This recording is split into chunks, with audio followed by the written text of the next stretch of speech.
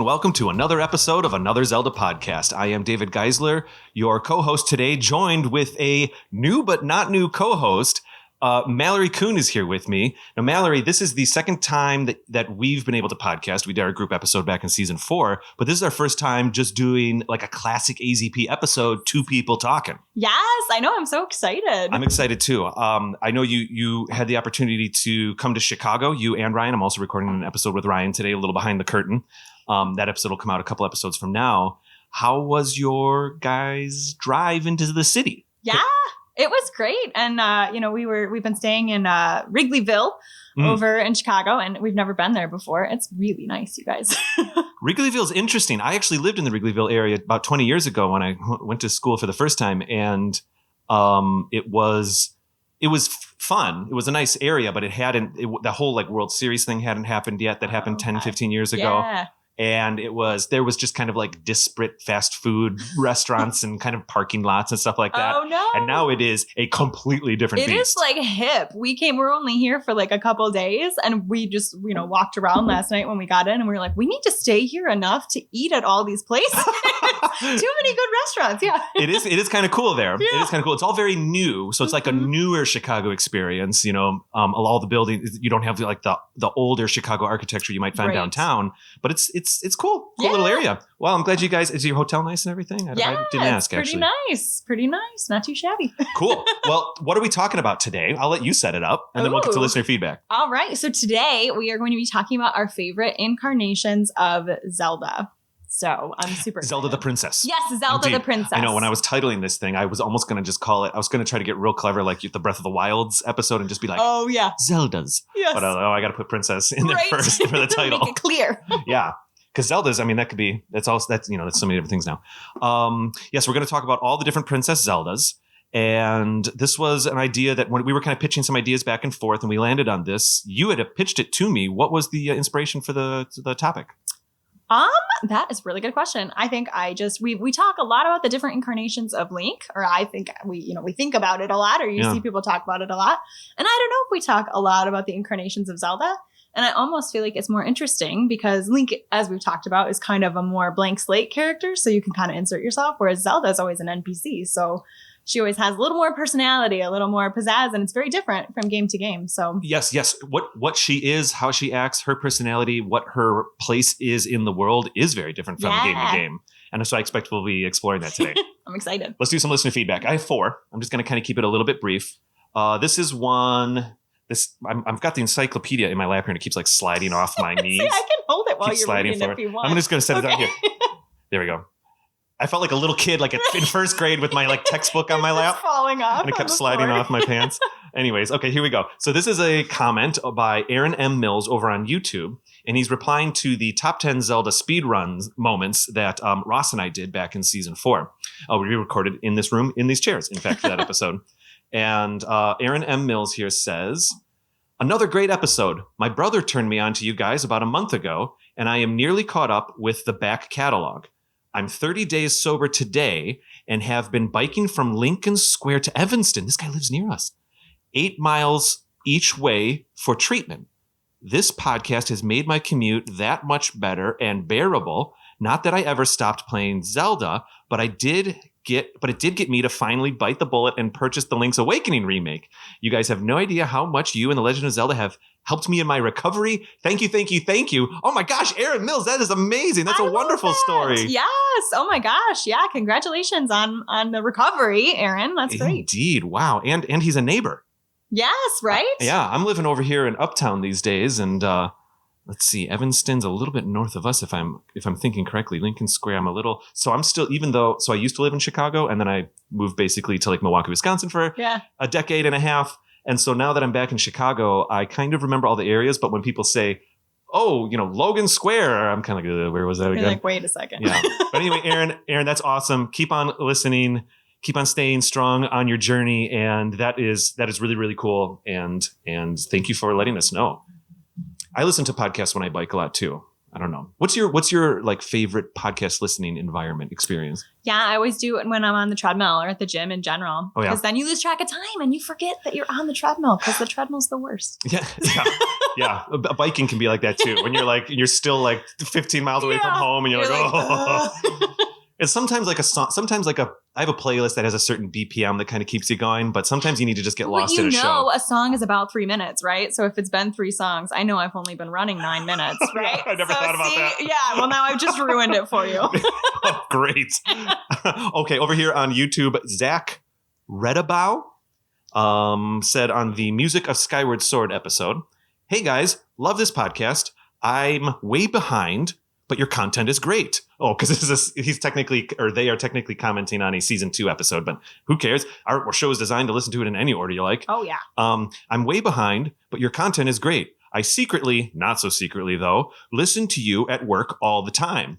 It would be awesome to see some gameplay from both of you from time to time. Oh, that is interesting. Well, I guess that's when Zach listens to podcasts, is at work. We do, I actually kind of want to speak to that for just a quick second. We consciously try to make this show something that can be shared with people, that someone could listen to it at work, maybe even like out loud at work. And I'm really happy to hear that that's Zach's experience. As far as the gameplay, so Kate and I have, like in the early days of the show, we were trying to figure out what the show was. Yeah. You know, Mallory, because podcasts can be a lot of things. And these days they can also be expressed in a lot of extracurricular ways. Right. And, the natural extension is that a video game podcast usually starts to stream or something like that. And Kate and I considered it. We knew that neither of us had the schedule available to where in which we could do that regularly. Yeah. So we thought, maybe we'll do like Let's Plays sometime. I remember in season 1, I pitched an idea to Kate where maybe we would Let's Play each Link's Awakening dungeon, like together. Yeah. But just logistics, it couldn't quite come together. However, after season 2, I experimented personally with doing like a dungeon playthroughs, and I was playing. So you might remember that the season finale for season 2 was Link's Awakening. Yeah. My little arm is coming off my seat here, but I think I'll just deal with it. When I played that, it was my first time ever playing Link's Awakening truly, properly. Yeah. And I decided to literally run the game through a screen recorder and record myself playing the dungeons at least. Because one of the things that Kate and I spoke to is how weird it is. Both of us have this weird experience where we did not play a Link's Awakening first. We played the traditional Zeldas, and I even jumped back to the old ones. Yeah. But I always kind of avoided Link's Awakening. Sorry. A Link to the Past. I've been saying Link's Awakening this whole time, haven't I? I have been saying Link's Awakening this whole time. I was like trying to remember the episode on Link's Awakening. I saw it in your eyes, but I was like, okay, I'm going with you. I honestly saw it in your eyes. It was like not a deer in headlights, but it's kind of like, okay, we're gonna go on this path. I'm just nodding with you. Yeah. I constantly swap those two titles. A Link to the Past was our season 2 finale, blah, blah, blah, blah, blah. I recorded myself and I got 3 of those episodes out there. But right around the time the third one was being published is when we had to make all those creative choices for season 3. And so it did kind of fall to the wayside a little bit. But I still have those files, and I've even considered maybe going back and replaying some of the dungeons and eventually putting some of that stuff out there. It's okay. It's cool. I don't know if there's ways for us to really have that extra content. Right now, we're just really focused on making the podcast be a podcast. When was your first time playing a Link to the Past? Right? I almost said A Link to the Past. I actually have yet to play Link to the Past. So...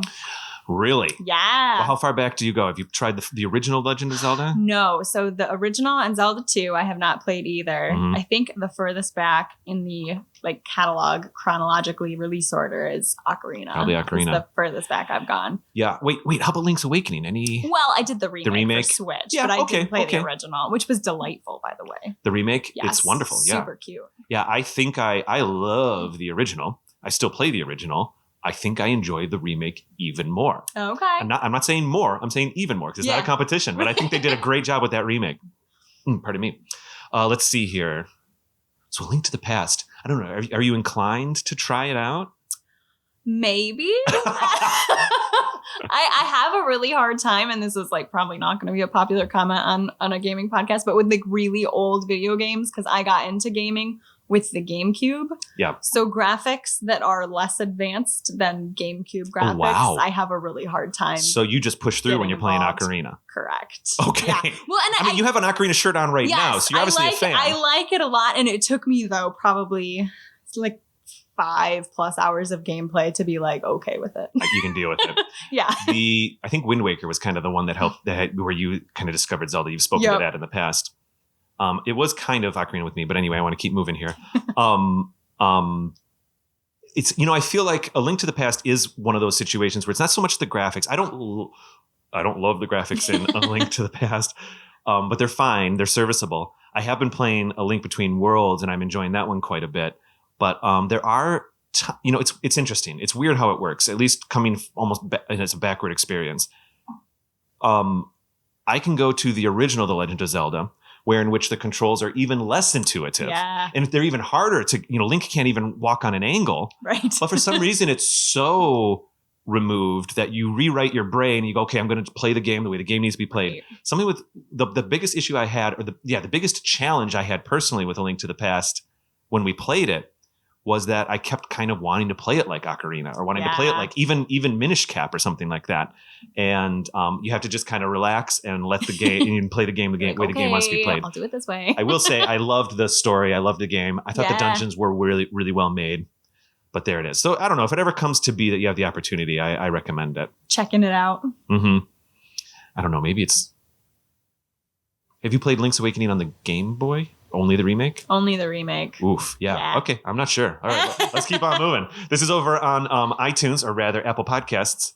Dappa Scale said, "Hey, this is great."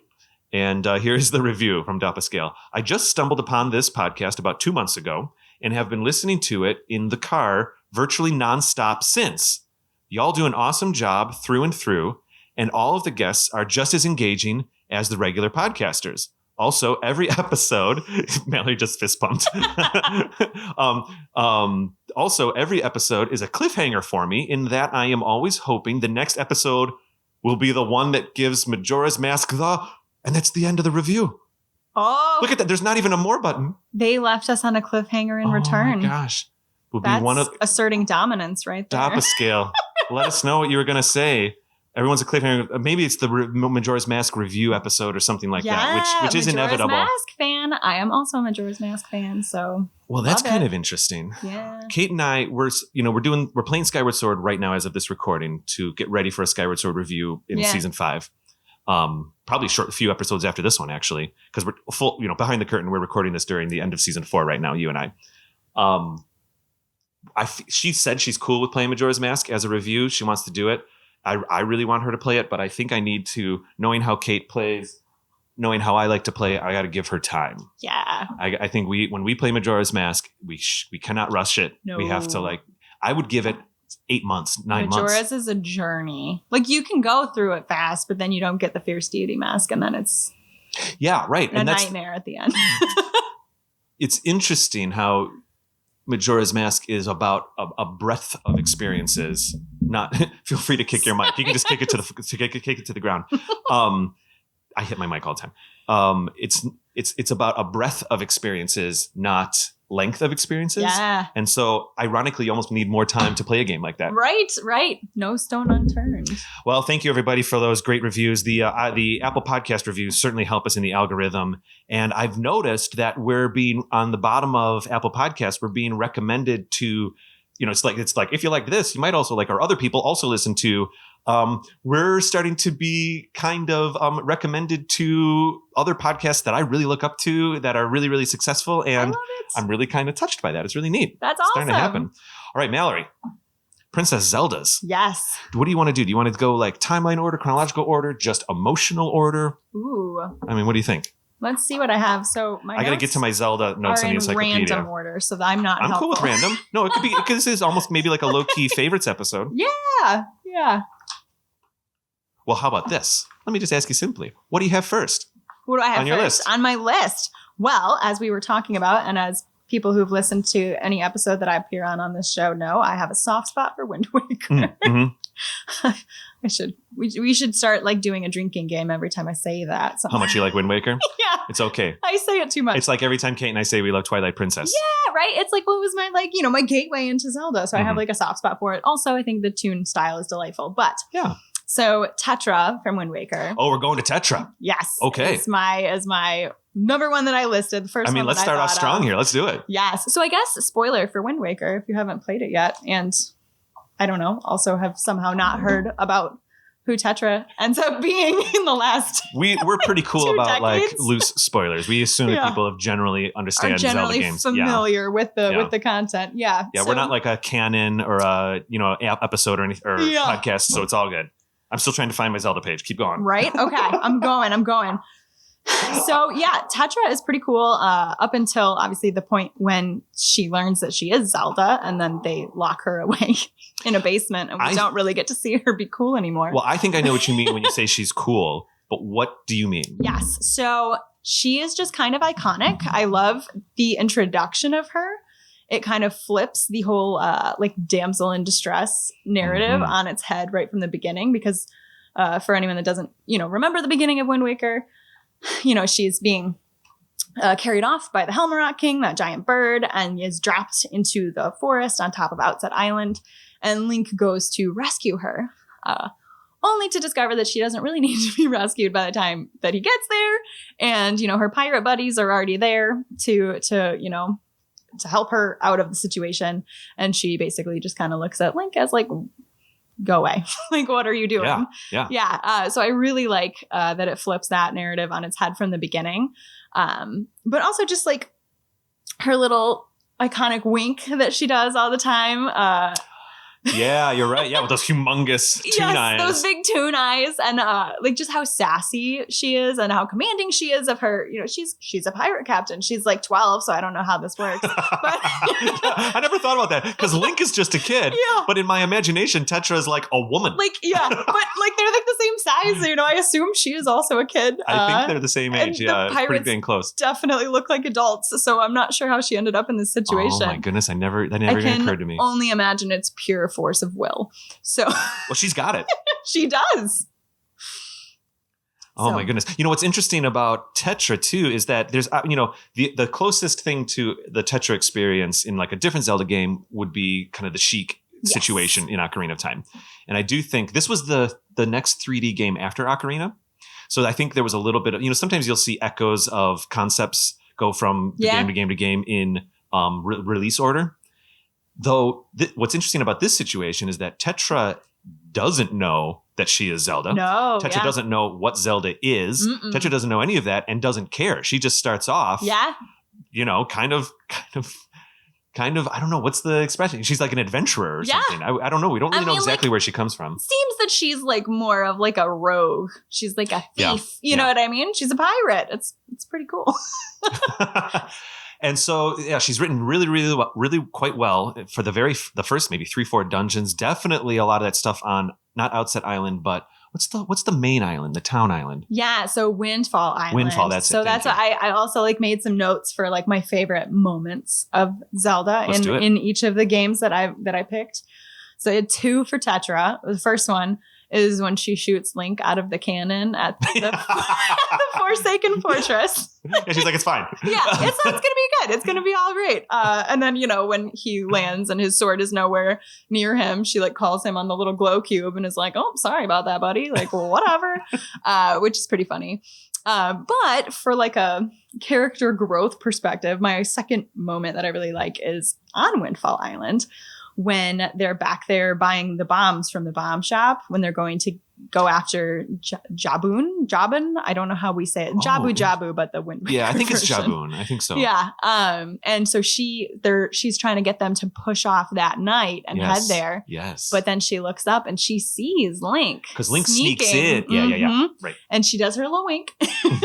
And then she's like, oh no, we can stay the night. Like clearly, obviously giving him a head start to get there first. Oh. And I just feel like that's like such a moment. I really like that moment too from her, because she still keeps up the face, right? She's like, oh, fine, we'll stay the night.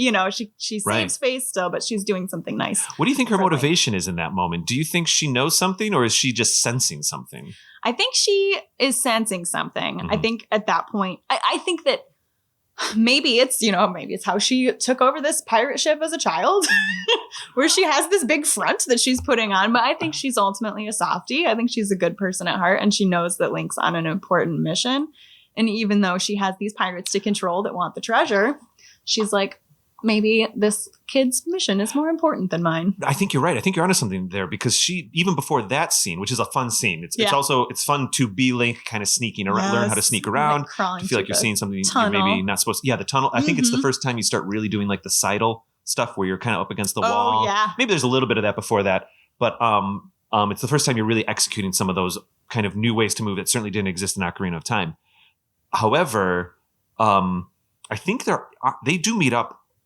They have a couple exchanges before that. Obviously, him saving her before the bomb saving moment. Isn't that right? So she knows that Link's doing something. She knows he's on a quest at that point. I think, right? Well, she knows that he's on a quest. That's why he joins up with her pirate crew in the beginning, because the Helmerot King then mistakes his sister for Tetra. Remember? On oh my gosh, Island. You're right. Yeah, they're already together at this point. That's right. That's so right. they've been separated. So after she shoots him out of the cannon and stuff, they're separated for quite a while. Yes, this is coming back to me. Thank you. No, because that's the thing. It's probably, some of these games, it's hard. It's been a while since you've played it. The last time I did Wind Waker was season 1. Oh my gosh. Was so yeah, it has been a while since you've played it. Oh, so I mean, I do love Wind Waker. It takes a shift in the second half. We always talk about it. Yes, Zelda takes a shift in the second half. Just in general, if we could just keep Tetra as Tetra and get rid of that darn quest for the shards. Well, let's Triforce. We've said it a couple times on this show, but it's not a secret that behind the scenes, the Wind Waker game, yes, Nintendo's very responsible about not rushing Zelda games. The history of Zelda games are usually like, it's going to come out when it's ready, and you're going to like it, and it'll be fine. Like how much are we waiting for Breath of the Wild 2 right now, or the sequel to Breath of the Wild? But I think everybody doesn't mind waiting because they know that when it comes out, it'll be satisfying. There was a time where Nintendo, during the GameCube era, the GameCube was a really strong machine, and in ways it did well, but sales-wise, it did not do as well as the Nintendo 64. And even the Nintendo 64 didn't do as well as the Super Nintendo. And I think Nintendo was a little worried about a downward shift there, which obviously led to the radical choices for the Wii. Yeah. So I think that there are some reactive business choices you can see Nintendo making during the GameCube years. And some of it was, we need a title for Holiday X, or we need a title for Summer Y. Just get it out there. And I do believe that Wind Waker kind of got caught up in that a little bit. If we would have had what the first half of Wind Waker is for the whole game, I think that would be a contender as one of my favorite Zelda games, because I genuinely love those first 3, 4, 5 dungeons. Oh, they're great. And I love all the Tetra stuff in the beginning, and you really do feel weirdly like you're in this kind of like lived in world. Yeah. Actually, I can speak to that. I know it's not quite Zelda, but going to Windfall Island that first time and truly, because Castle Town, there's people standing there. It feels like hustle bustle, but really they're just standing there because it's still kind of like the old school 2D games. Right. Those characters just stand, you go talk to them, and you move on. In the same circle over and over again. Yeah, but in Windfall Island, characters are running up and down and walking, and you start to feel like they're having their own lives. So let's with all that said, I'm going to go down a rabbit hole there, so I'm going to pull back. With all that said, let's acknowledge kind of this. I think what happens is, when Tetra learns that she's Zelda, it's a very exciting moment narratively. It's very cool. I think a lot of players are kind of suspecting it at that point. It happens when, I think it's after the water dungeon, when you go down to the castle. It doesn't happen down in the original Hyrule Castle basement. Yeah, it definitely Underwater. happens down there. I'm trying to remember sequentially when in the game it is. Yeah, I think it's after you do. Because I think you Tower go do Gods. Earth and Wind or whatever after that. She's like waiting for you. Yeah, because then she just waits there the rest of the I know. Without being too on the nose about it, let's speak about that a little bit. So she does find out that she's Zelda, and I'll hand it over to you. Yeah. So that's the part that's kind of a bummer, and I think that maybe let's give them the benefit of the doubt that it's because that part of the game may have been rushed. But it's kind of a hilarious. So I love how we flip the damsel in distress narrative on its head in the beginning, and then we flip it right back. And it's a hard flip. It is like peace out. Literally, like Princess Sparkles. She spins in a circle. Now she's in a dress, and now I'm useless. And the one redeeming factor, and Kate and I spoke about this in our Wind Waker review episode, is that you can kind of see it in her face. Yeah, she's almost like, "What is this?" She's almost disappointed that she's Zelda. She is, and that I love that for her because it's so Tetra. She's like, I'm supposed to be a pirate. What's going on here? But narratively in the game, it is kind of a bummer. I just thought of something. I don't want to. What do they call it? What's the expression? Monday morning quarterback. Like when you know the expression of you watch I don't know much about sports, but my dad used to say this. So there'd be like a football game on Sundays, And then everyone goes into work the next day and they quote unquote Monday morning quarterback by saying the team should have done this, could have done that, should have done that.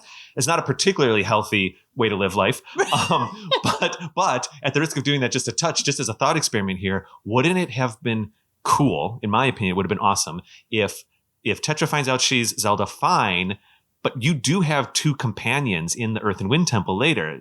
It's the little bird girl whose name I can't remember right now. Yeah, Medley. And Makar. And Makar, thank you so much. Your little Korok buddy. Now, I do appreciate both those characters. I really do. But maybe it would have been fun if Zelda would have been that other, and she would have gone along. And even if she was the secondary side character. Well, or if we'd had a proper third, because usually it's in threes, the dungeons, right? That would have been cool. So if we had Medley and Link, and then the Makar and Link, and then for the very final dungeon, instead of finding Triforce shards, we have Zelda along with us, Tetra, And that would have even lined up, because the one thing that is cool about the final battle is that Zelda there is some AI running where she does actively participate in the final battle. So much so that you have to make sure you have to manipulate the situation so that her line of sight can be she can execute the arrow.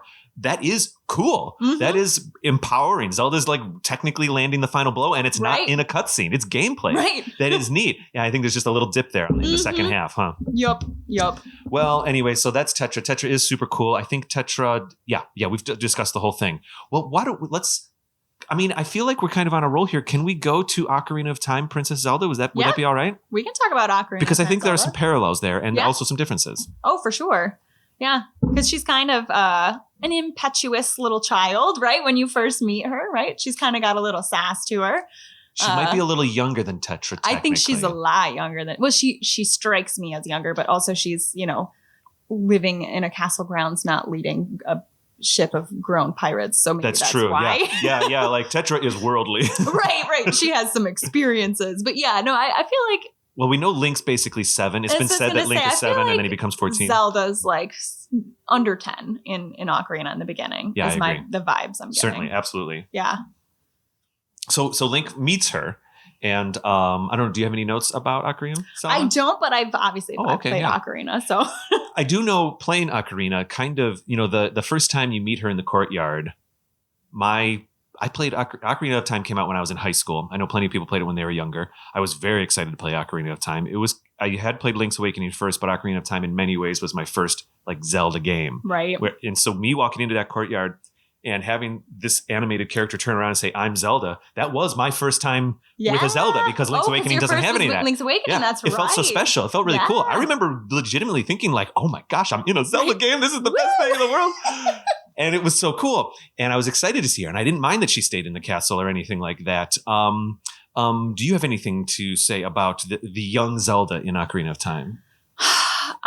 Not a ton. I mean, because it was inside your first 5 hours and you're still dealing with the graphics. No, I'm just joking. Like a little bit, though. Oh, really? Yeah. I mean, but I think that Zelda in Ocarina of Time becomes more quote unquote interesting when she is Sheik. But you don't know she's Zelda. And I did my first playthrough of Ocarina of Time when I was I'm married and an adult. So like I knew obviously that Sheik was Zelda because I didn't live in a cave all these years. But did you play your first Ocarina of Time as the 3D remake or on 64? No, I played it. Well, it wasn't on 64. It was on like an emulator. Oh, sure. But yeah, it was on our one Wii. of these like Wii U's, Wii's. Sure, that's fine.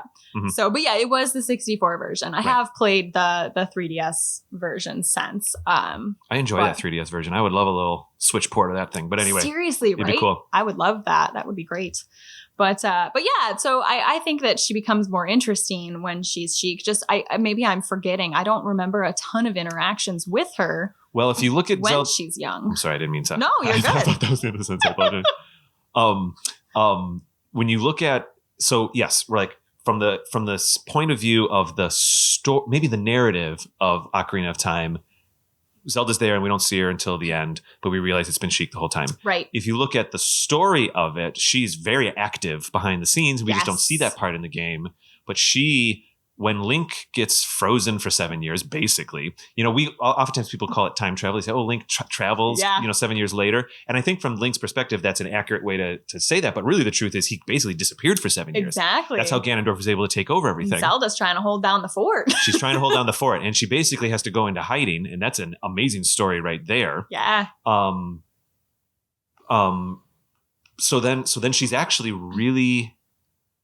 She actually is active from a story point of view for the rest of the game, showing up as Sheik, being mysterious, sending Link. So this is where some of the Tetris similarities come in, but I think it's a little different because Sheik already knows Link, knows the situation. Right. Sheik is controlling the situation, whereas Tetra might be, like I said earlier, like sensing the situation and being smart about things. I don't know. How did you feel about Sheik? So you knew Sheik was Zelda the first time you played. Right. So that was spoiled for me just by living in the world. But I think Sheik is a cool character. I think if Tetra is different from Sheik, they're similar in the sense that they both like have a lot of agency. They both have their own thing going on that is separate from their interactions with Link, which is important and sometimes rare for some side characters, especially female side characters in some games. But I think Tetra is more of like an anti-hero. She's, maybe a little morally gray. Like I said, I think she is ultimately a good guy at heart, but she's a pirate. She probably steals things. Tetra, right? Yeah. She probably does live a life of grayness. Exactly, You're right. Exactly, right? I presume at least. Whereas Sheik, I think, honestly, I've compared Sheik somewhat tongue-in-cheek, but somewhat not, to almost like a Gandalf character, where it's like she's guiding you through the game, but like she only shows up for like a second, and like she could be so helpful, and then she disappears. Yeah. You gave me a poem. Could you give me like a longer rope or something? Could you like help me out? Yeah, right. Or like, I just fought off all this stuff. You're dressed like a ninja. Can you not help me with this battle? You show up when it's done. Okay, that's fine. I think they were going, the creators of the game were almost going for like, is this a good person or a bad person? Because the red eyes and all of that. Sheik has the red eyes, which is kind of interesting. I think that's what they were going for, but it all does come around. Zelda also helps in the final battle. Yes. That is further and, in my opinion, better realized in Wind Waker. But does she shoot the arrow or does she just give Link the arrows? It's hard for me to remember. She throws him the sword. Because remember, the sword falls away in that final battle with Ganon. She kind of like, there's that fun part in the end where you're running down the castle with her and she's opening the doors for you. Gosh, you say fun. That is so stressful for me. I remember always in like season 1 when I was first listening to this show, Kate talking about how much timed challenges like just ratchet her anxiety up. And I was like, we are one. Because that is exactly how I feel. But yes, she is very much a part of that sequence, but that's a very stressful part of the end of that game. That entire ending there is so epic because that is before, like a game like Uncharted these days is so famous for having these kind of scripted running set pieces. Tomb Raider has that a lot. Certainly, yeah. And really, really, truly, Ocarina of Time has that. That's exactly what's going on in that sequence. And the fact that the programmers were able to kind of conceptualize that and figure out how to set these different technical gameplay checkpoints that could be mixed with not cutscenes, but cutscene elements and have the whole thing feel like a cutscene, but it's also interactive. I remember the first time playing that part, equally thinking, because if, as a male player playing as Link, you can't help but project a couple emotions of like, oh my gosh, I'm with Zelda. I have to protect Zelda. Yeah. But also she's kind of leading the way. We're together. Right. Your senses are on high alert and you're just trying to read the scene and figure out what's going on. And that was absolutely, completely exciting. Yeah. Oh, for sure. Definitely exciting. I just, I get too stressed out when I play video games. So I'm with you, though. I've never actually, does the castle just crumble if you run out on the timer? I never gave myself the opportunity to try it out. You know what? I don't know if I have either, because we'll have to... Listeners, if you guys have had the castle crumble on you, let us know, because I would guess that it probably does, and then they just start you at the top it's probably like critical mission failure, and then that's not a Zelda term, but no. You're with me. Yeah, totally. So otherwise, I think Zelda in Ocarina of Time is almost said classic in role, obviously with a hard twist with the Sheik thing though, which was cool. I don't know if there's much more to say about her. She's kind of, I think for some people, like the Zelda in A Link to the Past is like a classic Zelda. I think Zelda in Ocarina of Time is right there with her as far as, even her aesthetic is pretty classic. For sure, yeah. There are others that are less classic. I think we have time to talk about one more Zelda before we go to break. Okay. Well, I'll let you pick. Yeah. So, and this will be good because it's a pretty short one that I have. Perfect. That, I don't know. A lot of people may disagree with me even putting it on the list because she's like barely kind of in the game. It's okay. But Twilight Princess Zelda. I was hoping you were going to go there. Oh, good. I was like, I want to go for Twilight Princess right now, but I also don't want to totally control this conversation. No, see, we're vibing. We're on the same page. But yeah, so I mean, obviously in Twilight Princess, Midna, the titular Twilight Princess. The Twilight Princess. is a lot more of a character in the game, but we do see Zelda in a few spots, mostly cutscenes. I think all cutscenes, actually. She kind of shows up in that like pseudo AI character thing in the final battle with Ganondorf. Yes, but otherwise, true. I think there's not too much. No, I was going to say there's the part when you first get like pulled into the Twilight and you're a wolf and you're escaping the castle. That sounds like in my eye. I have like a reflection. David is like picking my at left his eye over here. I'm like, am I getting a migraine? I have like an aura over here on the left side of my vision. Oh no! I think hope it's not. something like reflecting off my glasses. There's just something. I've been distracted like, this whole episode light. by it. Maybe you've noticed. I've like taken my glasses off and rubbed my eyes. The listeners don't know this, but I'm trying not to like distract you too much with it. I'm like, hello. I think I'll just deal with it. I'll just deal with this spectral situation. There's a ghost in David's office. Is what we're saying. There's a ghost in David's brain right now. That's what I got to deal with. There's a lot it's following me.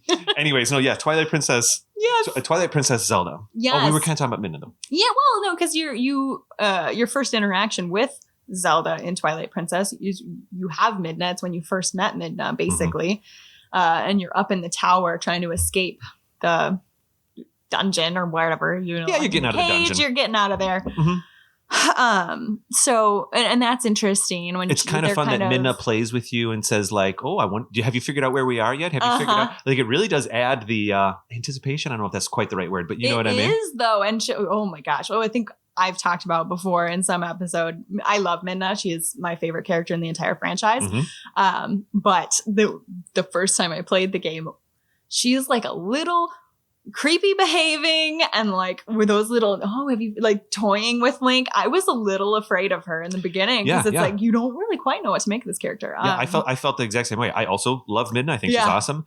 And they obviously kind of want you to not know if she's a good person or a bad person. And actually, no, wait, I'm going to rephrase that. I don't think they don't want you to know. I think she isn't necessarily a great person in the beginning. No, she's not. She's very, very selfishly motivated in the beginning. And she's a great character. Good arc there. But anyway, right. So we're going along the roof of Hyrule Castle and we come across the first time we meet Zelda. Yeah. And she's like all hooded and she's kind of like mysterious. And I think it's like, we don't know it's Zelda, but like you can see like the little hair tendril. You know it's Zelda. You know it's Zelda. Like, it's Zelda. I can't wait. On, yeah.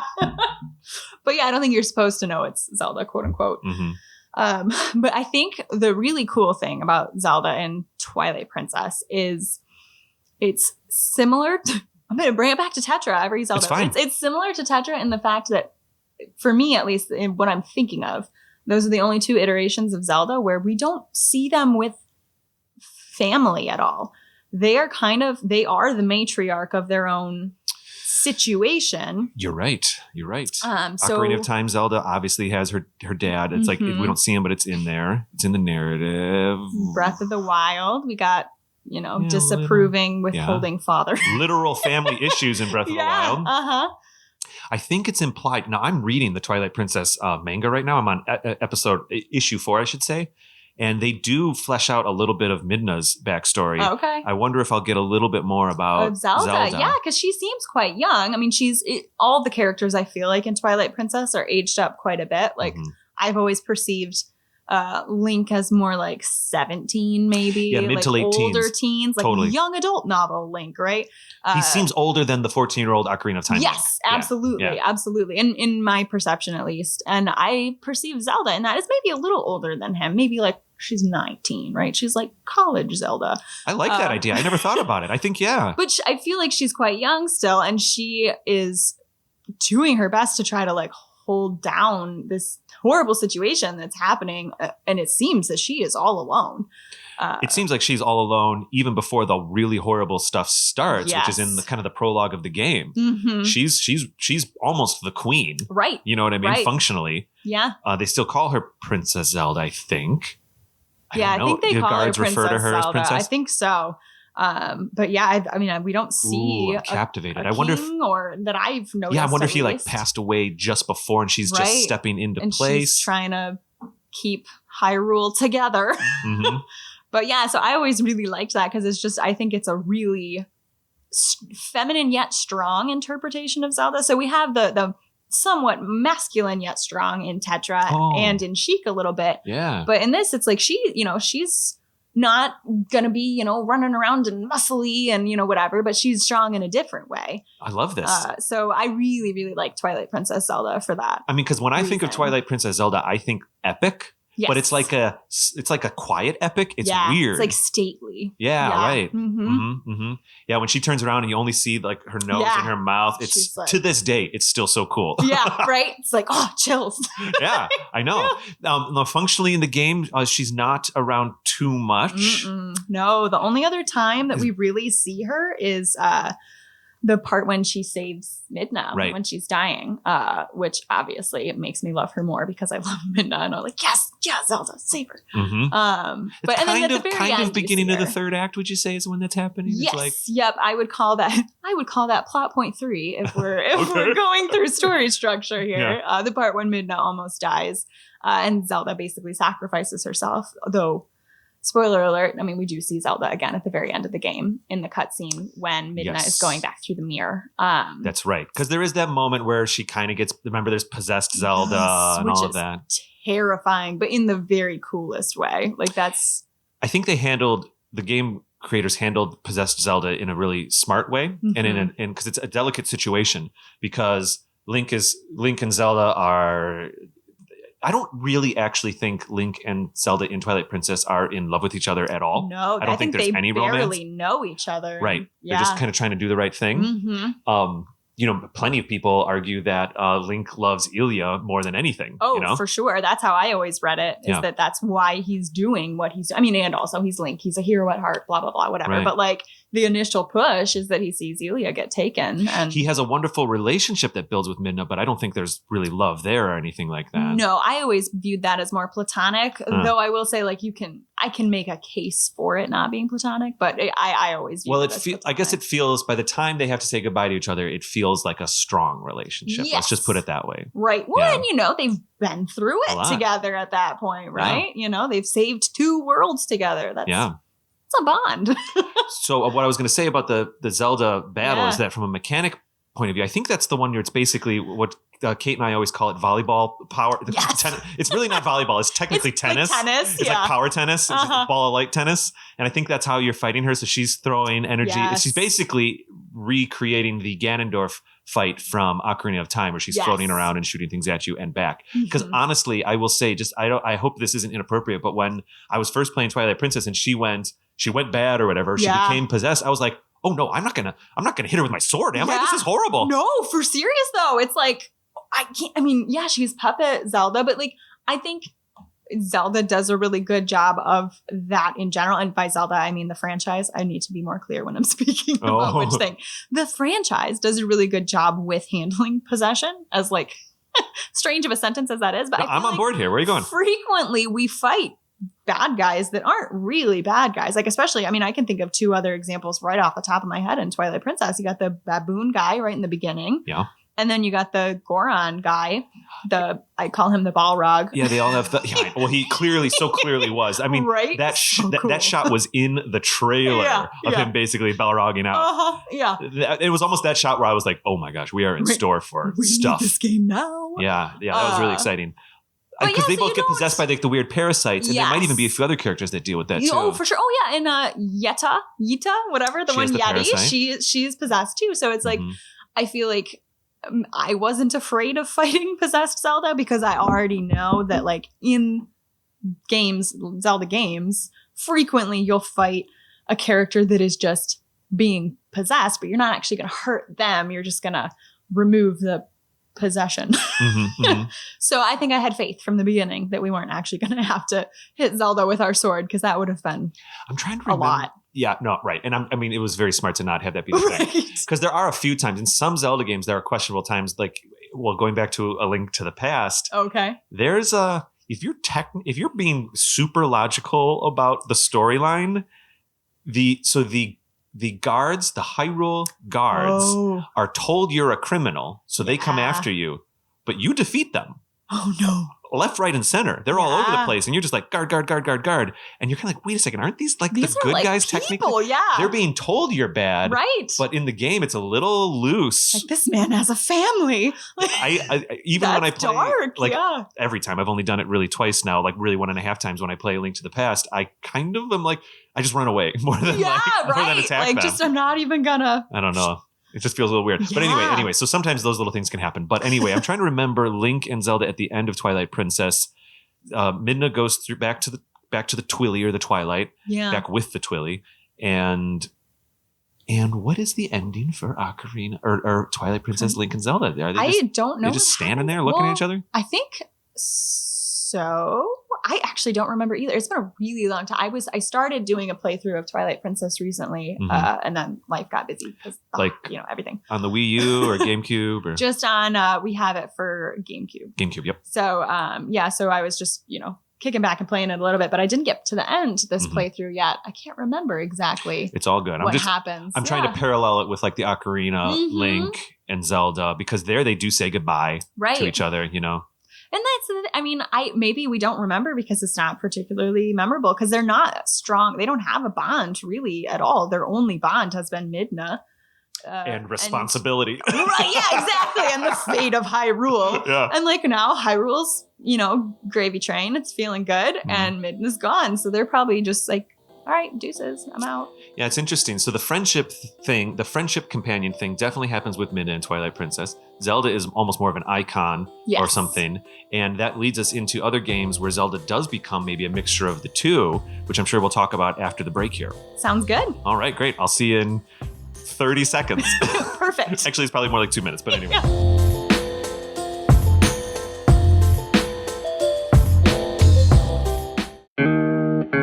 Hi, I'm Ryan. And I'm Mike. And we are brothers-in-law. We both love beer and are amateur home brewers. Wait, so does that make us brothers-in-law? I believe so. Every episode, we will talk about aspects of beer and home brewing. But nothing super technical, because we're learning this too. So join us as we sit down together and dive into something beer-related. Whether it's a little field research, tasting a certain beer style, or beers from a specific brewery. Talk about our experiences brewing beer at home, including our own solo brews, as well as themed competitions we'll set up along the way.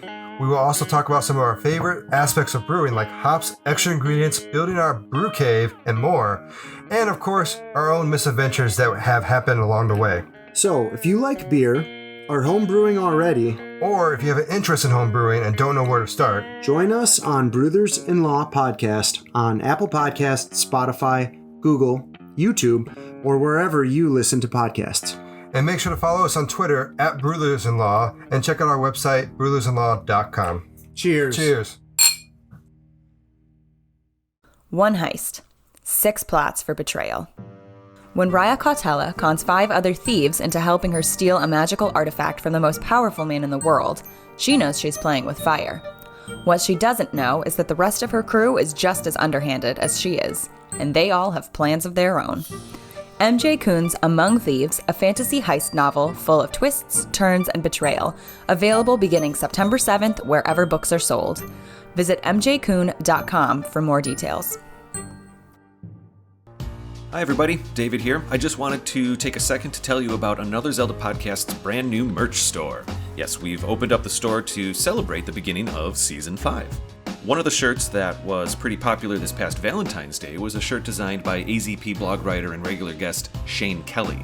Now, he drew up a punny shirt where a like is eating a heart, and of course, the shirt asks, "Do you like me?" This one we also offer not only as a regular t-shirt, but also as a hoodie, so that's nice and cuddly. So if you're interested in displaying your Another Zelda Podcast fandom, head on over to our website, anotherzeldapodcast.com, and click on the merch tab in our main menu right up on the top of the screen there. All right, let's get back to the show.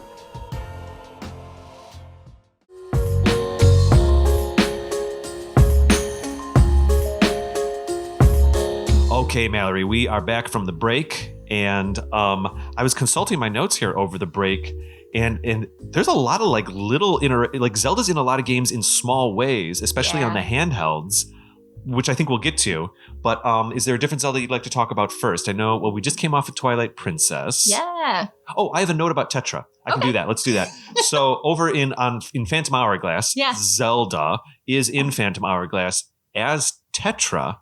Okay. Yeah, the game starts off with it being Tetra. So Tetra like took her Zelda dress off or something and put her Tetra clothes back on. Forget this. All right, I like it. I have not played Phantom Hourglass for full transparency. Yeah, it's true. We were talking over the break too that basically you've played all the console games, and I think you haven't played any handheld at all, except obviously like the Link's Awakening remake. Right, which is basically not a handheld anymore because it was on the Switch. You're in a similar situation as Kate. Certainly when we started the show, Kate hadn't played a single handheld Zelda ever. Or for that matter, like 2D Zelda, so to speak, because you know the Phantom Hourglass ones are technically 3D, but anyway, they're kind of in the style of 2D, or flip that. But if you are ever inclined, like there are some good games ahead of you. Yeah, when we have a DS, so like I just anything that's out for the DS, I could. Do you have a 3DS? If I may? I do, yeah. The Oracle games are available on the Virtual Console on the 3DS. Yeah. They might be $6, $7, $8 or something, but if you want them in your library, is that what you just said? Like I'm out at $6, $7, $8. I did download them on my 3DS, and they're very good games, Oracle games, and even Minish Cap might be on the 3DS. I don't know, but I definitely know the Minish Cap is available for a limited time for a while still on the Wii U. If you guys still have your Wii U. We do not have a Wii U. We skipped straight from the Wii to the Switch. Oh, that's right. You were playing Ocarina on your Wii, not the Wii U. I misheard. Yep. Or misremembered, rather.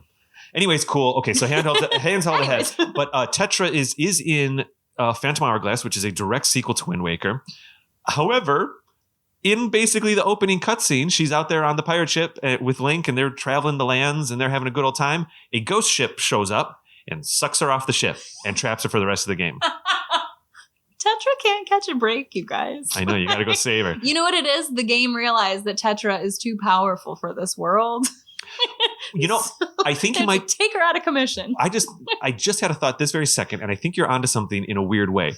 Tetra is a dynamic character who is fully realized. Yeah. Therefore, when she is inserted into the game, she has to be fully written and conceptualized. And so like the best part of the first part of Wind Waker is that she's weaving in and out of your experience in a dynamic, relevant way that improves the experience. Right.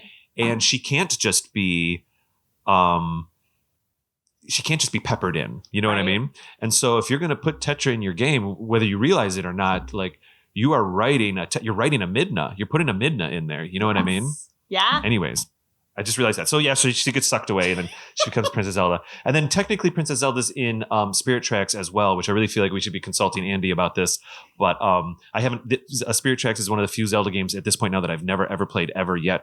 Ever? At all. Like I own it and I looked at the title screen came on and I kind of was like, no, I don't want I want it to be a fully realized experience.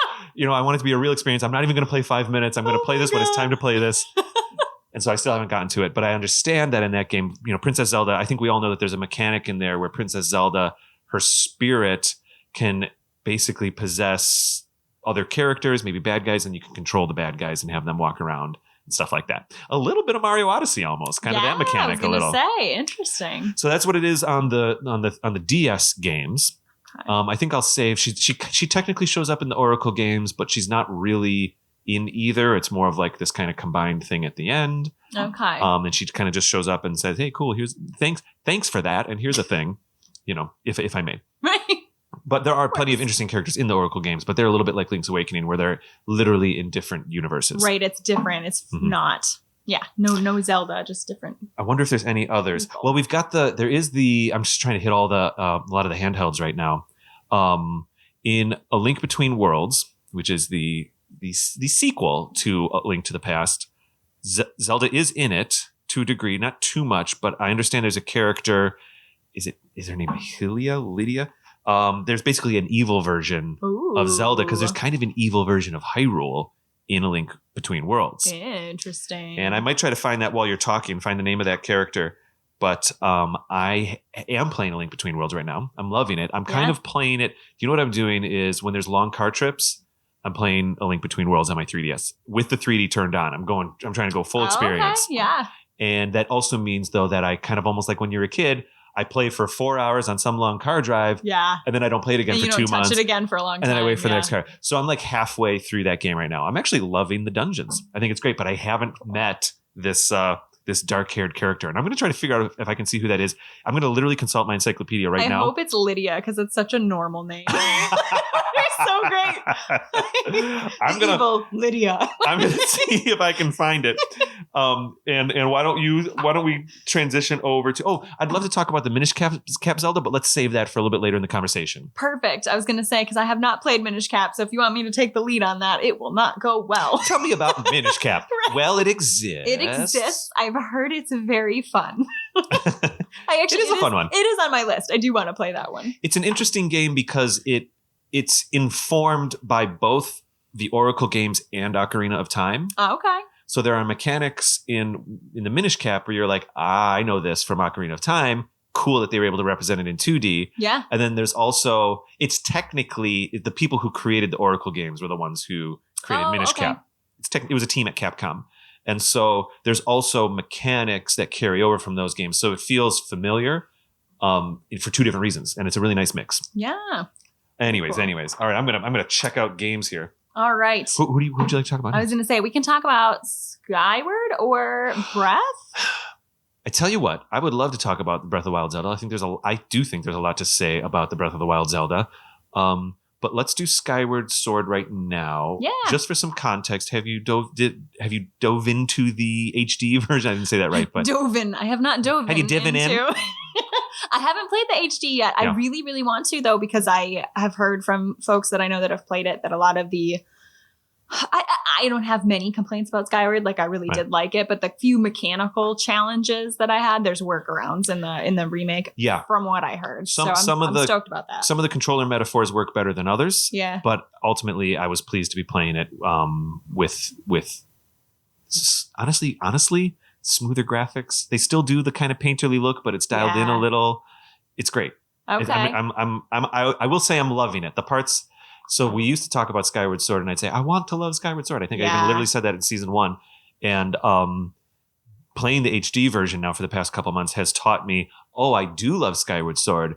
And some of those things that I didn't care for playing it the first time are consistent in this version, but it helps me look at it a little bit more critically. And that's fine. Yeah. You know? Anyways, it's a blast. Let's talk about Zelda and Skyward Sword, because if I may, you might have this note already, but I'm trying to transition so I can check out my book here. Go for it. The Skyward Sword Zelda is very much a romantic storyline. Yes. Opposite, I would say, to the Twilight Princess Zelda. Yes. I think that the Zelda, if we're looking at, especially I think in release order, they were right after each other for consoles, right? What are we doing? Twilight Princess Skyward? Yeah. Because they were far apart, years and years apart, but I think they were right after each other. Is Twilight Princess only 2 Zeldas away from Breath of the Wild? Console-wise? I think so. Holy moly, I think you're right. I know, right? Oh, right. Yes, because Twilight Princess kind of came out on the Wii, but really was a GameCube game. Yeah. And then Skyward Sword was on the Wii. And that was the one that was like, guess what? It was for the Wii U. Built for the Wii. Which is why Ryan and I don't have a Wii U, by the way. Because we were like, we'll buy a Wii U when the Zelda game comes out for it. And it never did. Well, it was Breath of the Wild. Yeah. Because Breath of the Wild was built as a Wii U game. And it also came for the Switch, though. So we just got the Switch. I think if the Wii U would have sold better, it would have just flat out just been a Wii U game. Yeah. You know, but anyways, I'm okay with the fate. I love it. But yeah, that's okay. We've solved that mystery. Yes. So anyways, but yeah, it's very different because I would honestly read them as the same age, the Twilight Princess and the Skyward Sword Zelda, roughly. Is her name Lydia? You just smirked. It's Hilda. Okay, evil Zelda is called Hilda. Princess Hilda, there she is. That is absolutely fantastic. I'm showing Mallory. I love it. I don't know. I'm excited to meet Hilda. I think obviously they're playing on like Hyrule. I think. Yeah, and Zelda, Hilda, like they sound. Oh my gosh, wait. What? 90s kids. Sabrina the Teenage Witch. Her two aunts are Aunt Zelda and Aunt Hilda. Are you kidding me right now? No, this is real life. This is not a drill. I guess maybe it's true in the like Chilling Adventures of Sabrina. I haven't watched that Netflix one, but in the like Melissa Joan Hart, like old school Sabrina the Teenage Witch. I remember one of them was Zelda. Yeah, I remember Zelda that and Hilda. cool. It's Aunt Zelda and Aunt Hilda. Anyways, that's all. Okay, sorry. Tangent. I'm moved. It's a bold choice, but I love it. Hilda of Low Rule. Okay. What is so funny about that? I don't know. It's just such like a normal sounding name. Yeah. It's not like the evil Hilda. And then the greatest beast we've ever known, the most evil person, Charlie. Right, exactly. That's like the vibes of it. Anyways. So Skyward Sword Zelda. So I read her age-wise because, the Link in Skyward Sword is like in some sort of soldier academy, but like he's living in a dorm, right? He's like at Hogwarts. I read him as like 17, 18, like older. So there are times in the game where they say you're just a kid. Okay. Like, characters will say, oh, just a child, just a kid. So he's maybe 14. I don't know if he's like a full 17. Okay, he's younger than I had like. I don't know. Now that I'm thinking it. about some of those cutscenes and how he reacts with her, it does feel a little older. Okay, like well, what is it? High school at least. Yeah, high school is 17, 18-ish. Yeah, 14 would be high school too, technically, I guess. But like you're coming out of it because he's about to graduate. It's his year's colors, the green, all of that. Yeah. Okay. And look, Groose is built like a linebacker. I don't think he's 14. That's a really good point. And I think they're the same age. You've sold me, 17. So I'm going with it. And Zelda has a room at the school too, which implies she's a very similar age, if not the same. Right. So I would read her as like an older teen, or I always have. Mm-hmm. So she's, in my mind, quite similar in age to the Twilight Princess Zelda, but she could not be more opposite in personality and like in just the portrayal of her character. I think the Skyward Sword Zelda is like really playful and she's funny, and I love like our introduction to her, when she's like, wake up, Link, you know what I mean? Like at the very beginning of the game, right? Yeah. Oh no, it's a letter from her, isn't it? At the very beginning? I don't know. And it's a bird. She sent a bird. The thing, she does send a loft wing. The thing is that Link has, for the most part, almost in all games, he has to get woken up in the beginning of the game. Yes. It's almost a joke.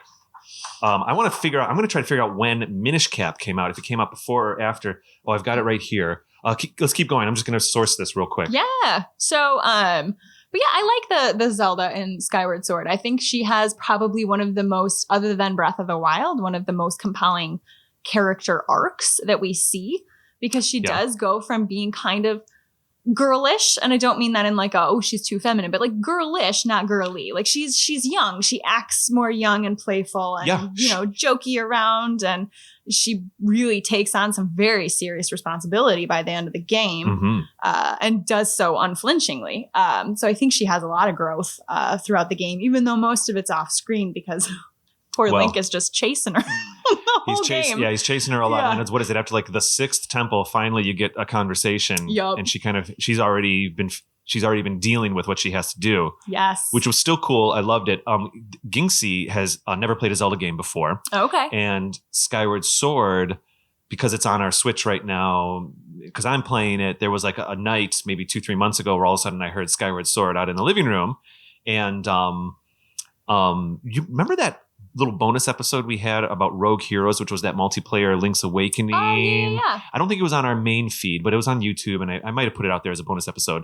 Ginxie played a ton of that, and she loved it. And it's basically Link's Awakening, kind of via Four Swords, almost dungeon crawler, random dungeon crawler. She loved it.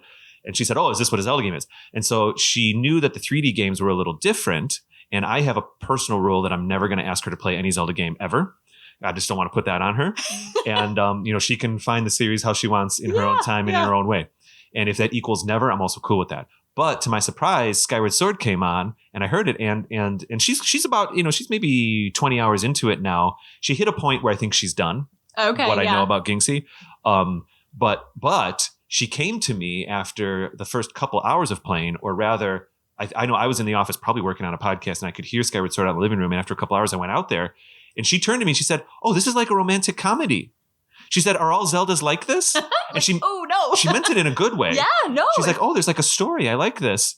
And because she was doing all the bird training stuff in the beginning, and the whole ceremony was she played up through Demise, like eating Zelda or whatever, Right. and that, you know what I mean. She got through all of that, and she basically was at the Faron Woods, and so she had met old Impa, Okay. or the old one, or whatever they call her. Right. Spoilers. And so that's about where I came in, and she was loving it. But what she liked about it is that there were all these relationships. Yes. There was the Groose relationship, blah, blah, blah, blah, blah. But I think that Zelda and Link do have a strong relationship in this game. For sure. Yeah. I heard someone make the argument that they read their relationship as fully platonic in Skyward. And obviously everyone can interpret everything how they like.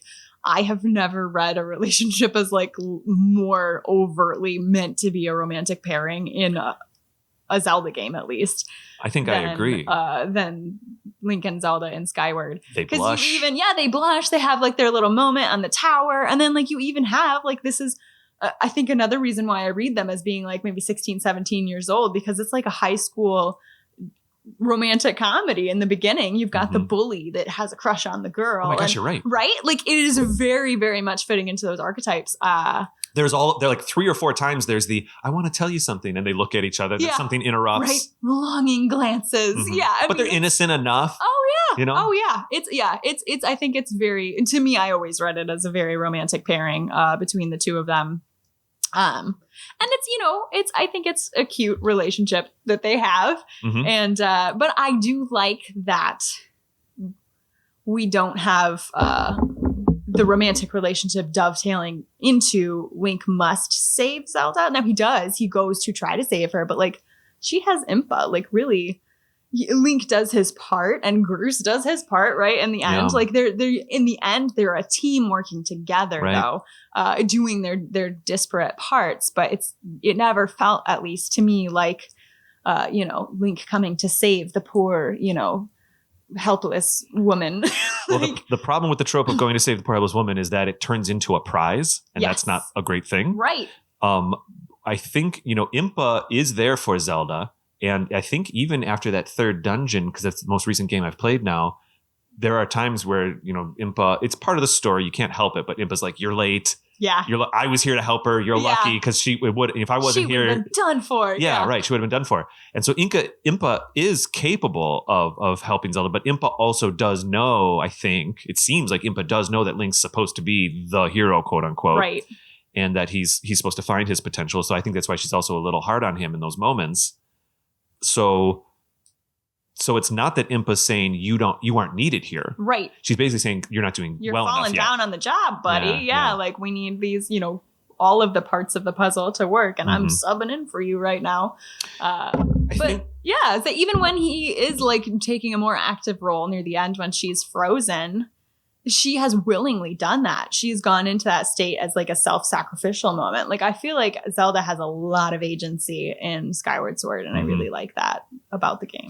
Even if in that second half, I guess it's also kind of one of those like going into the third act things. Yeah. Because it's literally after 6 dungeons, you're kind of just doing that final stuff, which is really where I am in the game right now as we record this. Oh, okay. This cutscene happened to me recently. And she is under her own agency, but it's also she's bearing the weight of like responsibility. Yeah, the world. Yeah, so she kind of has to do it, and she knows it. So she's already dealt with it emotionally. You can tell that through the last 3 dungeons, let's say, while Link's been chasing, because really you're only chasing Zelda those first 3 dungeons, and then I think the next 3 are a little bit more like, oh, you got to go collect 3 things or something to hit a final moment. True. Oh, that's what it was. Yeah, it's like get Zelda. Yeah. And then the next 3 are, we need to build this lens of time thing. Right. You need to gather these pieces. Yeah. But it's sweet. When she says, like, I'm going to go in here, when she asks, like, it's sweet. When she says, you're such a sleepyhead, I always have to wake you up. Yeah. Can you please wake me up, or will you do it? Even me playing this time as a 40-year-old man, I was like, it's cool, Zelda. It's cool. It's going to be all right. Yeah. I was like, oh my gosh, that's so sweet. Yeah. It was a little poetic, it's even like almost. a moment. Yes, yes. And so I'm excited to see kind of what happens at the end of Skyward Sword here. My memory does not serve after the Demise battle. It's been quite a long time since I've gotten to the end of that. And also, the first time I played Skyward Sword was on the Wii.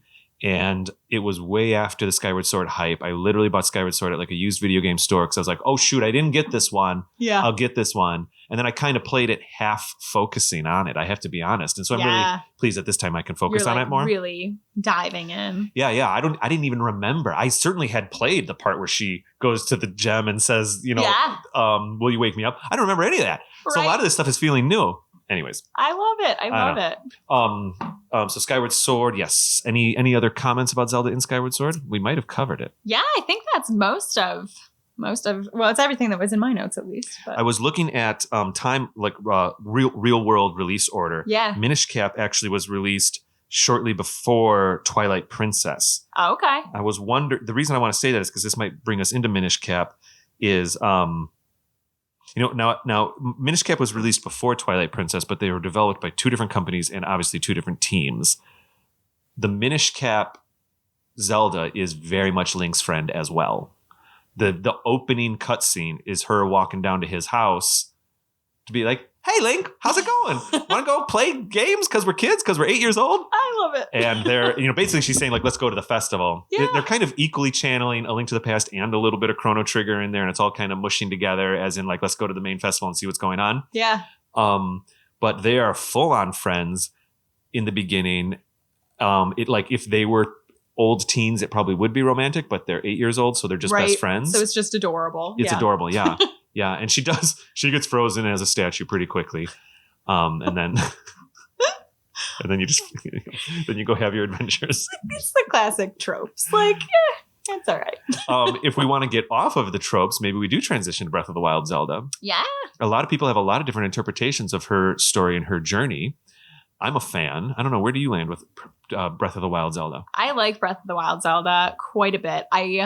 My only sad piece is that most of our interactions with Breath of the Wild Zelda are we don't have them. They're all through these flashbacks that amnesiac Link is finding and recalling throughout the game. Yeah, it really is cutscenes. You're right. That's a good point. And I actually, after I finished playing, which folks that have listened to episodes that I've been on might know, I was very late to the game with Breath of the Wild because we bought it right away.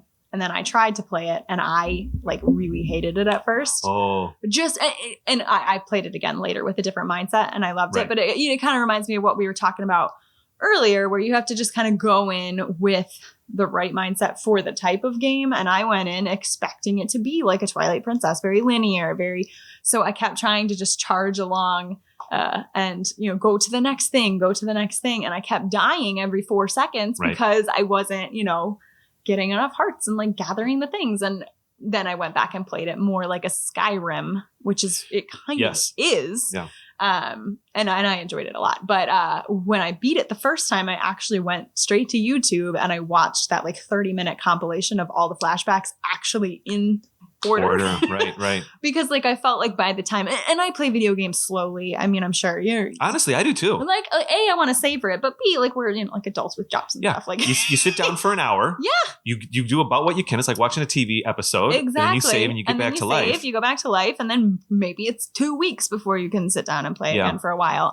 So I felt by the time I got all the memories. I just want to say quickly, I'm so sorry I'm interrupting. No, but you're good. If I'm in a good game, I might reserve an hour a night or something. Oh, you know what I mean? You'll cut TV time or whatever. Absolutely, or you'll absolutely. eat while you're playing or something. But otherwise, you'll figure it out. But yeah, it's very episodic. Otherwise, it's hard to get through a game sometimes. Mm-hmm. But I felt I didn't remember all the cutscenes that had come. You know what I mean? I felt I didn't quite get the whole story by the time I did. So I had to go through and watch it again.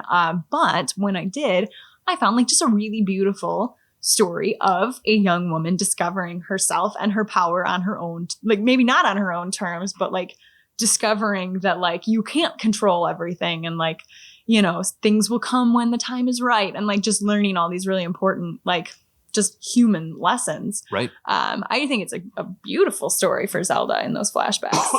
Do you recall when the first time you played? So the first time I played, I experienced the memories in a very non-linear, meaning I ended up finding them very out of order. Yes. And for me, it was captivating. For me, I loved it because I would like, you'd see one cutscene, you're like, okay, Zelda's got it covered. And then you see another scene where like she's contemplating, you go, oh my gosh, what? And then then I got a scene where she was like talking about how she'll never find her power. And you're like, oh boy, well, you got to deal with it, Zelda. You got to figure it out. But then I got another cutscene where her dad's giving her pressure about it. And I was like, oh, that's where it's coming from. Right. And so I got really lucky and I got like a really good version of the order. And it wasn't in chronological. It was stimulating by being out of order. Like, oh my gosh. Do you recall any of the main beats that you did you get it in out of order, as you were playing the first time? It was totally out of order. I know that. Well, the very first time I played, again, when I didn't get through very far of it because I didn't really like it, I don't think I found a single memory other than the ones that like I think there's a couple that you find like just throughout you have to by playing the game, but like the ones you have to go look for. And honestly, even the iteration where I enjoyed and played and like, Skyrim'd it up a little bit, I don't think I found them all. Mm-hmm. Like when I was watching the YouTube clip, the one where she like tries to force Link to eat the frog, I don't think I found that one on my own. I remember I was a little underwhelmed with that one. I was like, okay. So, but yeah, I don't think I found them all in that, but I definitely found them out of order to the point that I got the whole story eventually, but I enjoyed it more when I went and watched them in sequential order. I see. I got to try that. I definitely got a Link Believes in Zelda 1 somewhere around 2 or 3, but then I got the Zelda sad in the ceremony thing like later on, and the champions were like feeling for her and a little bit sad. And it was a really dramatic way to get the info. In the feels. That was good. And then there are some extra DLC cutscenes and stuff that if you really want to put all that together, some of the DLC cutscenes are, well, obviously I think all of them. Well, some of them are actually prequels to, frankly, even like Age of Calamity and stuff like that. Okay. But it's Zelda going to talk to the champions about what they might have to do. Oh, very cool. And they're cool. So that might be out there too. But I have heard about people taking the cutscenes and putting them all in order. And you would say that it's satisfying. Yeah, honestly, it reads like a movie. I mean, when you watch it, it's only like 30 minutes long and, your main character doesn't speak. So grain of salt that it's like a movie. But it does. You can just kind of kick back and watch the whole thing. And you get in the one I found, which is like the first one that comes up when you search on YouTube. It's not just the ones with Zelda, but it's also got the interactions with the champions that you have in the. I think it's all the memories, not the DLC ones, but when she goes and. Like when Link goes and talks to them. It's Link, but when Link's talks to them. You're right. Yep. There are those. So you get those as well, sprinkled in. Right. So. Yes, because those cutscenes just happen every time you're about to go into one of the beasts. Yeah, which are like the only ones I got the first time because again I wasn't. I wasn't like trying. Well, now that you know Zelda's story, what's your take on Zelda in Breath of the Wild? Yeah, I think she is a classic underdog, how she's presented, which is funny. I mean, she's a princess and, she's not really an underdog, but like she is in her story, right? Where she's so driven and she has so much, she's so intelligent and she's, got all these great traits. And then, she's got this, the king looks like a total jerk in those flashbacks, like in my personal opinion. I think the king might be. Like he seems like just like the worst dad. Like, I mean, and he's under pressure. Right. We get it.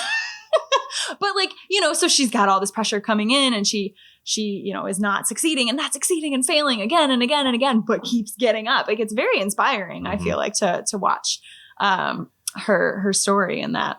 Being told you have to do something, you have to do it now, and you don't even know how to do that thing is an emotion a lot of us can relate to. Well, there's the flashback, and this is the one that like it gets, I mean, at least me, it gets you in the feels where it's when she's talking to Link and she's like, you're really good at this, but like, what if, you didn't know if this was what you wanted to do? What if you were just expected to be a guard because your father was a guard and like, da-da-da-da-da-da. Like, what if this wasn't your path and you're forced into it?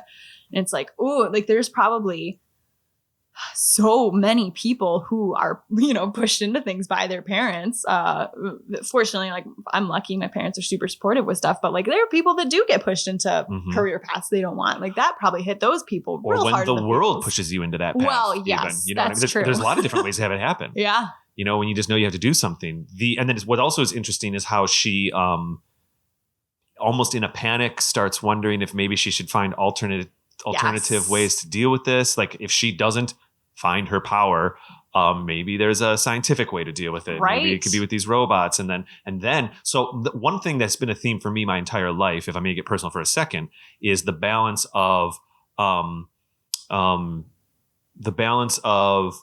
like the passion and then also the logistics of needing to be alive and all that kind of stuff, you know, and balancing that and trying to figure out what that balance is. It's a lot. And, you know, even if let's make it a little more realistic, let's bring it all the way down to like grade school or something like that.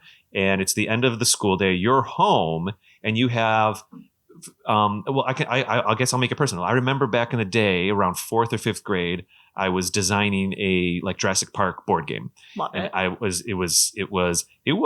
it was kind of like D&D light where you were rolling attack dice and all the characters had different storylines and I was trying to make the logic of it and I was literally building the board and I loved this thing and I couldn't wait to get home to work on it. And I worked on it for months. I literally built the instruction manual and everything. So we're going to play this game sometime, right?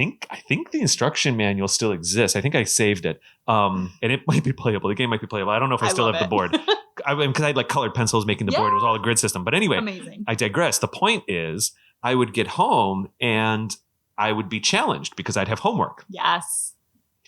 And I wouldn't be passionate about the homework. I could understand that the homework was relevant for a long-term goal.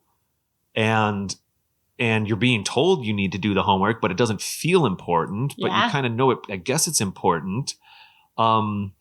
So that's a really complicated. Now, if that emotion is expanded to something much more dramatic, so that balance, I would, you're working on the board game, you're working on the passion project, and it's filling your soul, but you're feeling guilty because you think you should maybe be doing that responsible thing. But when you're doing the responsible thing, you start to die inside a little bit, or you're not being fed. Let's say, as a novelist with a day job, you are speaking to my soul. So I was going to kind of go there. It's so true, though. It's so true. Having the two jobs. Yeah.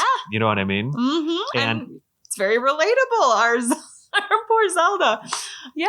So for her to try to find, so in some ways, if her passion might be in these robots, you could say, and exploring that, whether she's doing it out of panic or interest or whatever, she's also being challenged. Like, is every minute that I'm researching these robots, is that a minute that I should be meditating in the pond? Right. Figuring something out. And that balance, I can identify with it very much so. Yes, but also if I spend all my time meditating in the pond and the power never comes, yes, then have I wasted all the time that I should have been spending finding an alternate path to victory here? Completely. Right? Yeah, she's got a big poor Zelda. Yeah. That's one of the reasons I really, really like Zelda in Breath of the Wild, even though she's not in it.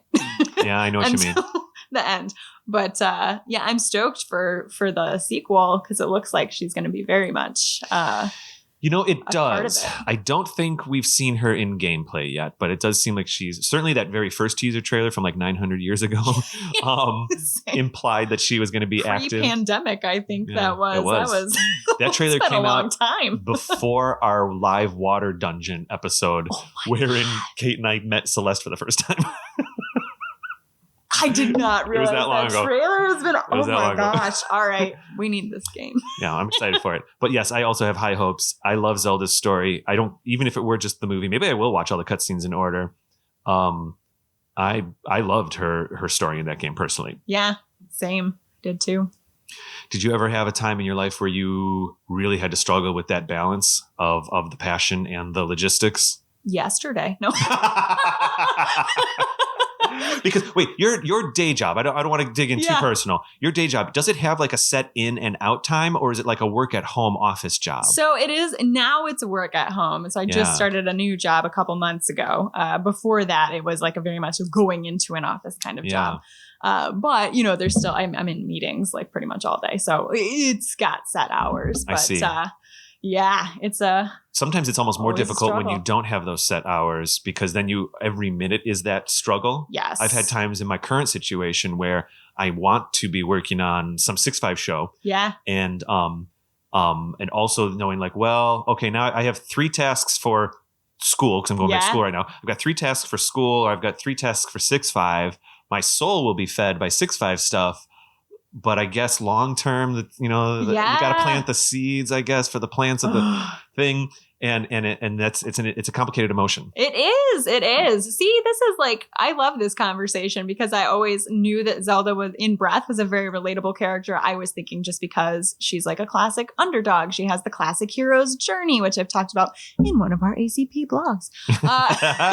Plug. Is that your most recent one that just came out? No, no, it's that was the movie one, right? Yeah, it's like 2 or 3 blogs of mine ago. Sure. But yeah. But no, I think this is a very compelling point that she does have that struggle that is, I think, for most people probably, but definitely most people trying to pursue something artistic in modern society. It's a very relatable struggle for us and for Zelda. So I feel like we could probably spin off a whole other episode from where we've just started, what we've just started talking about. So we're going to reel that in, even though I love that we went there a little bit. And are there any other Zeldas that come to mind? Because honestly, I think we're about at time for this episode. Yeah, well, that's perfect because that is all of the Zeldas that I had notes on myself. So I'm doing a quick scan through the games here in the encyclopedia. We've obviously have Zelda in the very first game, but she absolutely just shows up at the end as a Princess Peach type character. She okay. Just a sprite at the end where she goes, "Here's the Triforce, you did it." And, congrats. Yeah, and then in Link's Adventures, or Link's Adventure.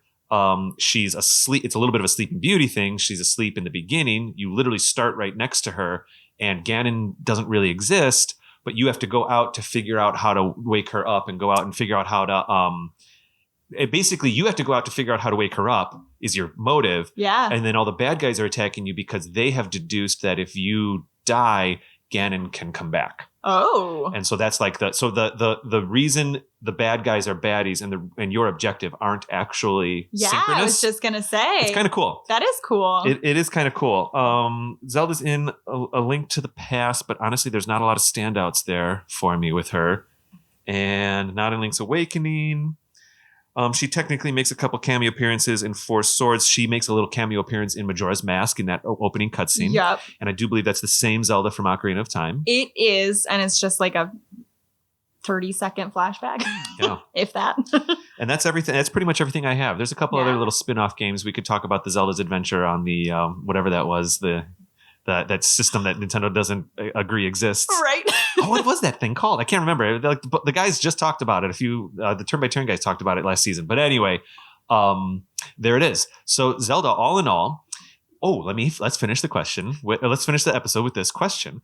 What's your personal assessment? I don't know which way this will go. What's your personal assessment on the evolution of Zelda through development as a character? I think that Nintendo is moving in a fantastic direction for Zelda. I think she starts out, and it's not Nintendo's fault. It's just like how video games kind of, Princess Peach, right? Like a lot of the older video games just had a character, generally female, but maybe not always, that's just like a couple little things and you're saving them and whatever. Mm-hmm. And I think that more through the release order timeline, we're getting a Zelda that has more of a voice, literally in Breath of the Wild. The Blood Moon. But the Blood Moon rises. Yeah. Thanks, Zelda. Right? I appreciate it. But like she has more agency. She has more of a say in her, fate. Even if she really doesn't have a say in her fate, she at least gets to decide how she feels about it, whether she's going to go willingly, into this fate or struggle against it or, whatever. Mm-hmm. Instead of just like, you are frozen in a statue in the beginning of the game and we will unfreeze you later. Well, and as I'm looking at these, I have the, whatever it is, 2025 games in front of me here. Yeah. And as I'm looking at them, I'm realizing that one thing we've learned today is that there steps have been made along the way. Yeah. We can joke about Tetra getting sucked into a gem once you become Zelda, but the truth is Tetra existed, and that was a nice step forward. Exactly. Yes. Sheik was a nice step forward. Yes. I have no idea if there's a real version where Sheik was supposed to be a completely different character, and then somewhere along development, someone says, "What if that's Zelda? Wouldn't that be cool?" Because I think they might have designed Sheik slightly differently if it was Zelda, like aesthetically. But they did it. They went for it. That was what they landed on, and so that was even a step forward in coming out of the Super Nintendo days. Having Zelda, even if it's low key in the background, be this active character, Right. He was a ninja warrior, Exactly, though. Yeah. was a step forward. Breath of the Wild. Skyward Sword was a step forward in that she had a growth arc. Yes. You know, I think that was really great, and the way Zelda is at the end of Skyward Sword, certainly when she realizes that she's Hylia or that she's embodying Hylia, is great. And then we've landed on Zelda in Breath of the Wild. I'm interested to see where this character or the representation or the renditions of this character go from here. The future incarnations of the spirit of Princess Zelda. I think you've written about this a little bit. I love the idea of Zelda being playable in some form on some kind of Zelda game. I don't know if I care if she is or isn't. I just more interested in how her character is handled. Yeah. You know, because you could have a playable Zelda, but the character's totally inappropriate or boring or something. Not to get off topic, I would rather have androgynous Link that you can choose whether it's girl Link or boy Link than have necessarily playable Zelda, honestly. Because I think playing as Link is iconic. I think if we were to have a playable Zelda game, I would love to see those 7 years where she becomes Sheik. Well, I tell you, but way back in the day on Studio Demands It, my first crossover episode with them, TC and I posited that could be a film itself. I agree. I agree. If you're going to do, which to plug the blog again, I posited a different option for a Zelda film in my most recent blog, but I think another option would be covering, because it would have to be a storyline we haven't seen yet. And those 7 years we haven't seen. The 7 years. But as we record this, just a few weeks ago, your blog post about the storyline happening before Breath of the Wild. Is that right? Correct. Yeah. Well, what was the concept there? So my argument is that we can't have Link as the main character for the movie to work because Link doesn't speak. Link is supposed to be a blank slate for you to insert yourself in. Therefore, any actor that portrayed Link, it wouldn't work for at least a large portion of the audience, in my opinion. Yeah. So I posited that we just have this era where the hero is sleeping and things are getting darker and darker right before Breath of the Wild begins. And we have a random Hylian pick up the sword, or a sword, not the sword, and say, I'm going to be a hero because there isn't the hero. Interesting. And try to at least save his little corner of the world. And then I have like a photo image in my brain of like the end credit scene, like Marvel style, where we go to the cave and we see Link wake up. Post credits and Link wakes Correct. And that would be, the how I perceive something might work for a film. I love it. So let's I feel like we could keep chatting. I think I'm going to call it. Perfect. That was great. Let's see. I'll do show stuff first. No. Let's do your stuff first. Okay. So it's been a few months now, but your first book has been out for quite a while. We've had your ads peppered in on some of the AZP shows. It's so fun when I hear them. It's cool. Thanks for recording it. Yeah. Thanks for inviting me to record I reached out to you and I said, hey, I'd love to be able to promote your book a little bit. And can you record a little something? And you, like a pro, you gave me an audio file. I threw a little music in there. It was awesome. I love it. Yeah. I was like, yes, please. So anyway, what if people want to find anything about Among Thieves or you or even your blogs on AZP, how can people find Mallory Kuhn? Yeah. So you can find me literally every social media. So Facebook, Twitter, Instagram, TikTok. I am at MJ Kuhn Books, MJKUHN Books, all one word. And that's everywhere. I'm going to ask you something that may not be appropriate. Do you have terrified, but do you have a concept for a continuation after Among Thieves? Oh, yes. Okay, cool. That's all I need to know. Cool. Yeah. Nice. Wonderful. Well, people can find me on Twitter and Instagram at Raptor Paint. They can find the show on Twitter at Another Zelda Pod, on Instagram, Another Zelda Podcast. You can find us on Facebook, YouTube. We're over on Pinterest now, basically just searching Another Zelda Podcast. Yeah, Celeste handles our Pinterest account. And speaking of another thing that Celeste helps with is our Discord account, which you can get to, I believe, by clicking on a link on our website, though I've heard a little bit of feedback that link's not working. I'll get into it. Okay. I'm not sure why. I dip into Discord here and there, but honestly, Celeste and Shane and a few other folks are really doing the heavy lifting over there. They're really for sure. Yeah, keeping I'm in the there community every once alive. in a while too. So, yeah, it's very cool. It's fun. I love it. It's like a, do you know what I feel like? I feel like it's like, to me, it feels like it's like the green room of the podcast. It's like where people mingle and talk and chat. I love it. And a lot it totally of times is. Ideas come out of Discord for an episode, that kind of thing. You know what I mean? It's the backstage in some ways. Otherwise, you can find all this stuff and our blogs, of which many Mallory has written, over at anotherzeldapodcast.com.